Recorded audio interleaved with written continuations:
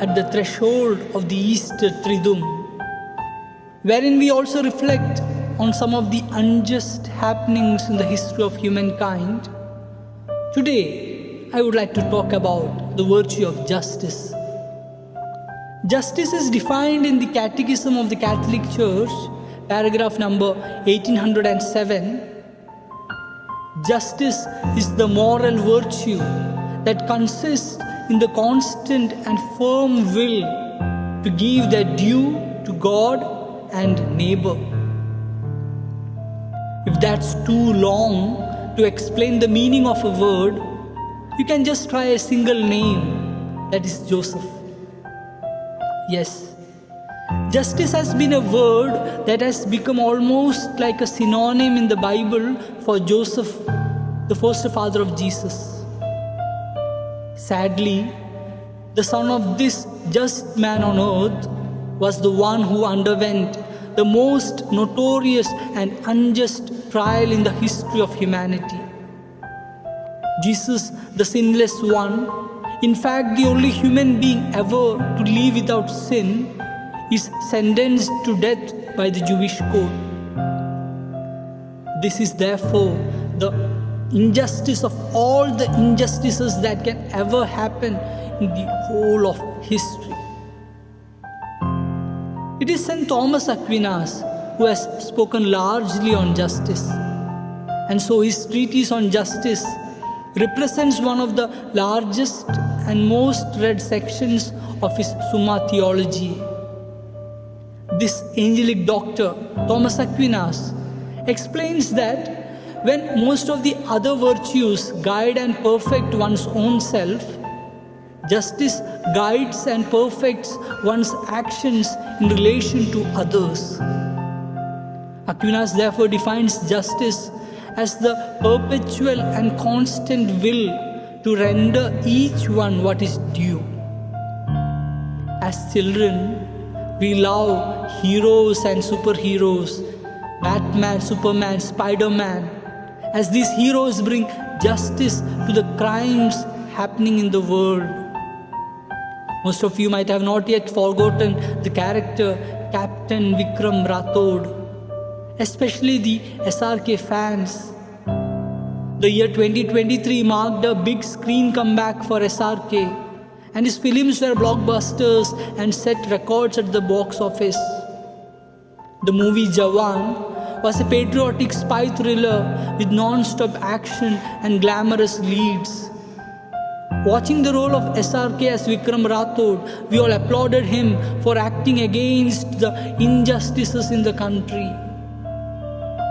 Coming to our own circles, what does all this convey? The fact is that we all have a natural inclination towards justice, which I think is a strong evidence that we are made in the image and likeness of God. We want to see wrongs righted, and we want to witness a just society. These days, the cries for justice are becoming louder and longer. These cries are heartbreaking, and anyone with an iota of conscience will hear them. Unfortunately, it seems to me that the true sense of justice has not really struck in the strainer of our minds.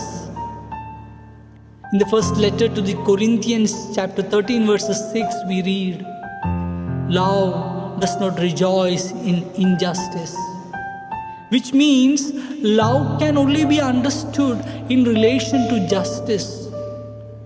Again, in Jesus' teachings on eschatology, in Matthew chapter 24, verses 12, we read, "And because of the increase of lawlessness, the love of many will grow cold."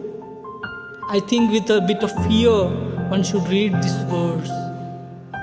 Love growing cold would mean becoming indifferent.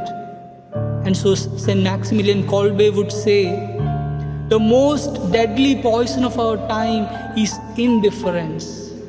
Becoming indifferent to the cries of those around us. Painfully, I recollect reading a story entitled, "Sing a Little Louder." It tells about a small church in Germany during the Nazi Holocaust. Each Sunday during the prayer services, a train would go by filled with Jews on their way to the concentration camps. As the train passed the church, from the bogies came wails and cries for help. Everyone in the church pressed towards the windows. Tears sprung to the eyes of many, but no one did anything. After a few weeks, the congregation, not wanting to hear their cries as they tormented them, decided to sing their hymns at the top of their voices. So each Sunday, as the train passed and the people cried out for help, they would simply sing a little louder. How can one be so insensitive and behave unjustly towards the massacre happening in front of their eyes?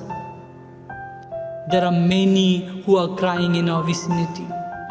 Injustice today abounds in our families, in our societies, and in our country.